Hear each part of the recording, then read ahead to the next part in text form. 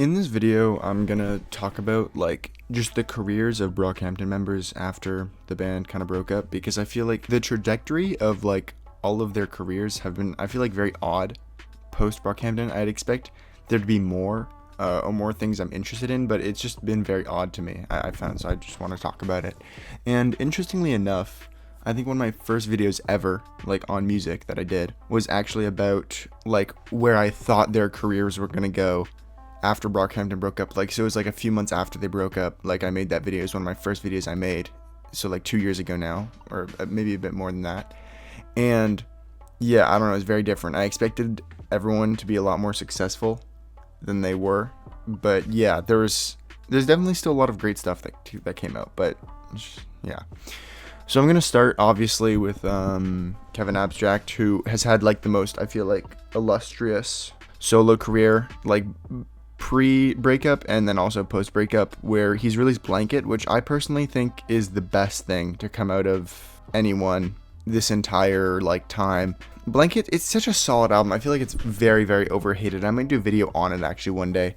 It's just it took me a while to get into it, but you listen over and over again and you really start to understand the sound. It's very heavily influenced by people like Alex G, and he takes on the sound in a unique way that's very intriguing.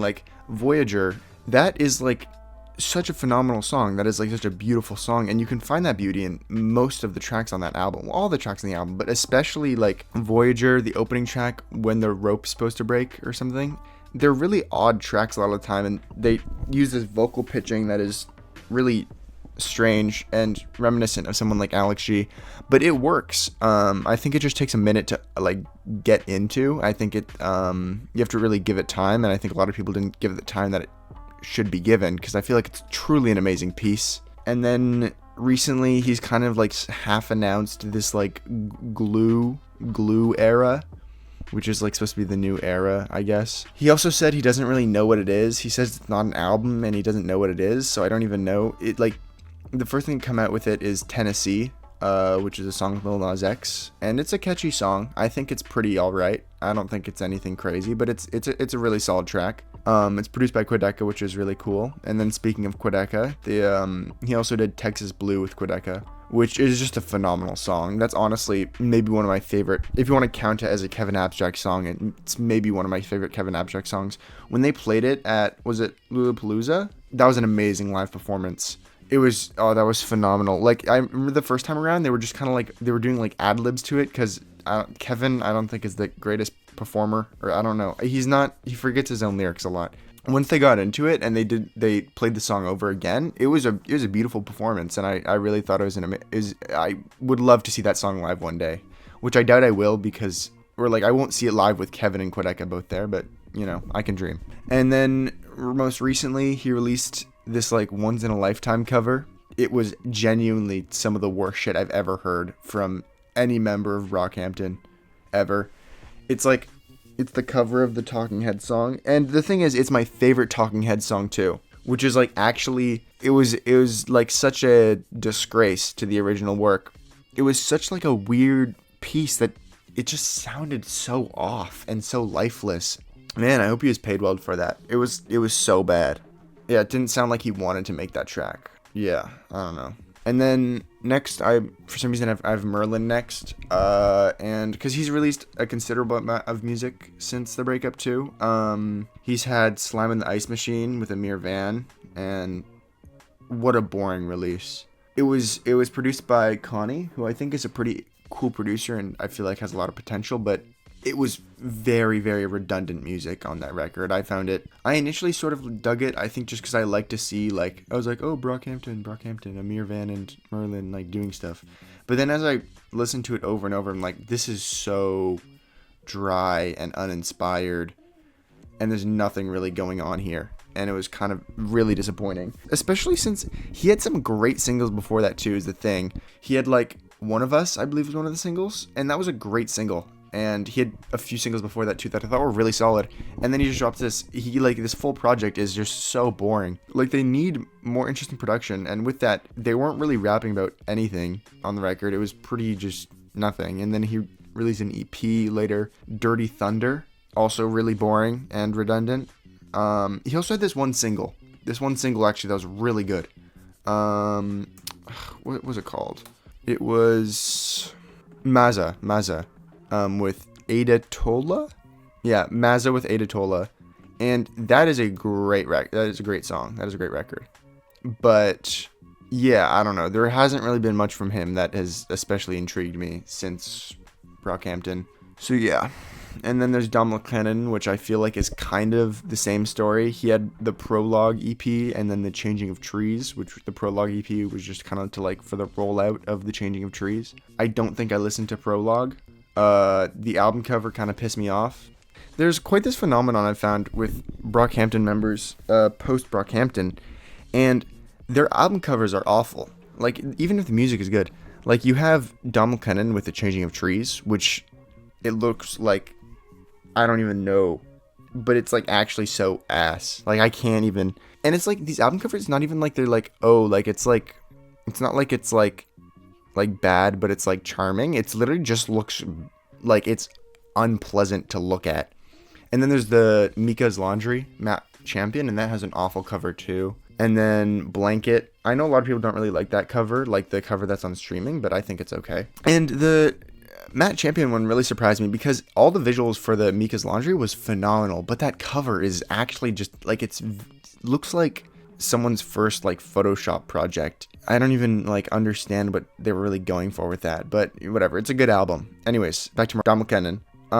So he like released the Changing of Trees, which I've seen from a bunch of reviews. Prologue is just like the Changing of Trees, but it's an EP and it's worse and has horrible mixing. So I'm not really interested in checking it out. But the Changing of Trees was an unbelievably underwhelming project, and it really sucks too because McLennon's a great MC, but on here he wasn't really he wasn't giving that energy that he gave in Brockhampton, where he's really going at it. And his writing felt kind of like nothing too, and the production being the most boring shit I've ever heard, like something you just find like with type beats on YouTube and like bad type beats. Like it's just like an unbelievably underwhelming project that I have no desire to listen to again. And yeah, it kind of sucks because I think he's really talented. He just needs to hone in what the fuck he's doing more, because I don't think it's holding up very well. And then there's Matte Champion. He released Mika's Laundry, which I think is a great release. Yeah, I was actually listening to it in the shower this morning, and because I was like, knew I was gonna record this video later, I wanted to refresh myself. And it's great. I didn't really like think about it too much after I listened to it like for like a few weeks. Like I just kind of had it on because it's good. But then I came back to it and I didn't realize, oh, this is actually really good. Like it's a very well put together album. It takes this very like Dijon sound, McGee kind of Dijon McGee, that sound that those two guys kind of had like popularized over the last little bit. And he did it in his own way. I feel like implemented more rapping than Dijon does, because I don't really feel like Dijon raps at all. But yeah, I think Dijon was a huge influence and just worked on this album too. Like he's a feature. I think he does production, whatever. I think he was involved in the process quite a bit, I'm pretty sure. The lead single for that album, Aphid, with Dijon, that is a great lead single. That is such an amazing song. It reminds me of something from like 2016, like American Boyfriend, American Love Story, whatever, like Kevin Abstract. It just has this like kind of like naive charm that is just like, I just adore it. It's such a beautiful track. And then everything else on here is also so great. Yeah, this is just a very well put together album. It's 33 minutes and 13 tracks, it's like none of the tracks on here are anything crazy, but it's a nice, very pleasant album. So yeah, I don't know. I have no complaints there. I think he has potential to definitely go somewhere. Well, he has already gone somewhere with this record, but I feel like he can definitely go further, and he's shown that he can make himself with his own solo career. Like, not even is it just good, but commercially, this album has done better than anything else put out by any Brockhampton member, like solo. Besides, if you count like Kevin Abstract stuff while he was in Brockhampton, but post Brockhampton, this is the most successful like Brockhampton project. Like Slow Motion has 16 million streams. I had a feeling he could carve out like a solo career for himself, because he just, I don't know, he's very versatile, and I don't know, he kind of like has that like charm and personality and like kind of that persona that I feel like is able to amplify you to become a successful like person in music, where you like it's just less like this personality that like I think can draw people in. Like he was very popular when he's in Brockhampton too. Like he was one of the more sought after members. So yeah, and then there's Joba, who is hands down, or not hands down, but he's probably tied with Kevin for like my favorite Brockhampton member, and that's saying a lot, as Kevin has tons of solo music that I really love. And Joba only has basically 2 songs. He has Sad Saturdays or Sad Sundays, whatever, which I'm not really crazy about, but he released American Fever actually 2 days ago, I think. Yeah, on the Friday he released American Fever. What a phenomenal song. He had the live version out for a little while. I thought it was great. I came back to it quite a few times. It's very Elton John, very opera rock. What do you even call it? Like very classic rock music. It's a great track. He has such like I love how he utilizes. I love his vocal stylings. I think they're very unique, and I love how he utilizes them in like this genre fits very well to use the vocal stylings that are very particular to him, and what makes me like him so much as an artist. So yeah, I think it's phenomenal. I think it's supposed to be a lead single for an album, so I'm really excited for that whole project, because it's really like one of the strongest out of like individual tracks. It's like one of the strongest things I've heard. Like it's on par with Aphid by Matt Champion. Probably, I don't know if it's on par with Voyager, but it's like pretty on par with like the other members doing good shit. Yeah, I think he'll just do well for himself, like solo wise. And then there's Bearface, who is fucking nothing. He's kind of, yeah. Kevin tweeted a few days ago, Kevin Abstract tweeted a few days ago about, he was saying, oh, I just listened to Kieran's album, which is Bearface, Kieran, and he was like, it's the most beautiful thing I've ever heard. He's the best out of the Brockhampton boys, blah, blah, blah. And like, well, shit, yeah, like I guess he has an album. I don't know if he's going to drop it anytime soon, because he's kind of like, you know, he's kind of mysterious. So I don't really expect anything, and I have no expectation for anything for a long time. But there's an album that exists somewhere. There's like no rollout has started, but we'll see. And then there's Jabari, who has put out Drunk Off Love, like basically right after the breakup. Great track. I love that song. I've listened to it probably 50 times. It's so catchy. He has this melodic trap style that's so sick. He's a great producer. He's a really way better vocalist than I've heard him in anything Brockhampton. So yeah, that was really cool. And then there's supposed to be a Saga Boy album. He dropped the single like I think over a year ago, and there's still actually nothing else. He played a few shows. I think he played a bunch of unreleased, but he hasn't released any other music. I don't know what the fuck he's doing. And it's not like he's doing production for other people. I don't know what the guy is doing, but he has, I know he probably has an album. He's not just releasing it. So I'd really be looking forward to seeing that happen. But, you know, who knows? Because it's been so long since he dropped what I assume was the lead single for that album. Because he had a whole music video and everything. And it did not bad at all. I think it got like, I think it was like a few 100,000 streams. Which, for like a lesser known member of Brockhampton, I feel like it's pretty good. And there's Romil. Romil did, he worked executive produced, I think, Blanket.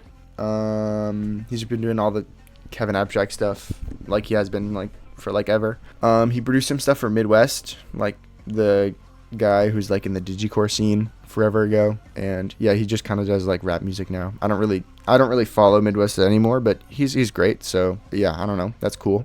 And then I am well aware that Romil also did production for Paris, Texas, back on their, what is it called? Midair. I literally have a poster right there, the red one that literally says Midair Tour. I'm such a poser. But yeah, he produced on that too. I think that's a great record. I'm not surprised he has his hands on it. And then finally there's Kiko, and nothing from Kiko. I have no idea. So yeah, that's all the musical members of Brockhampton and all they've been doing, which is, yeah, I don't know. For all the non-musical, like HK, I know has been doing design stuff. I think he did it for Matt Champion. John, like their manager, he's been doing stuff with Don McLennon, I believe. Ashlyn, photographer. I think he did some photography stuff for maybe Kevin. So yeah, I don't know. They're going at it. Very talented people. So yeah, that's basically it. I just wanted to talk about it because I thought it was interesting where all their solo careers are going. It's been about 2 years now, so I feel like it's been time for them to establish it. Some of them still haven't really done anything, but I feel like as time goes on, I'm really curious to see who like stays active and present in music and who kind of fizzles out, because I expected all of them to launch solo careers because off the trajectory of Brockhampton, but I guess it kind of died out, didn't it, with Roadrunner and everything, which Roadrunner's not a bad album. I don't think it to be a bad album, but it didn't do commercially amazingly with the weird, like, the family. It kind of, I feel like any interest in Brockhampton kind of died out. So I don't know, I was kind of like very obsessed with the group when they first broke up, and I had this like weird conception that they would have a huge like shoot off, launch off point into solo careers, like if they had during Saturation era, like after Saturation 3, like sure, I think they would have launched very successful solo careers. But what, going off the back of TM and the family, like you're kind of grabbing onto nothing. Like there's not too many people there that would care after a record like TM. Subscribe, because I'll have a video like this out every Wednesday, and sometimes it'll be better than this, because this is not even scripted, I'm just talking. And then follow my Twitter, because I tweet bangers, and I also tweet about updates on videos I'm working on, like this one, or my main channel ones. And subscribe to my main channel, where I make way higher quality videos that are like actually good. Yeah, they'll be there. And yeah, that's it. Bye.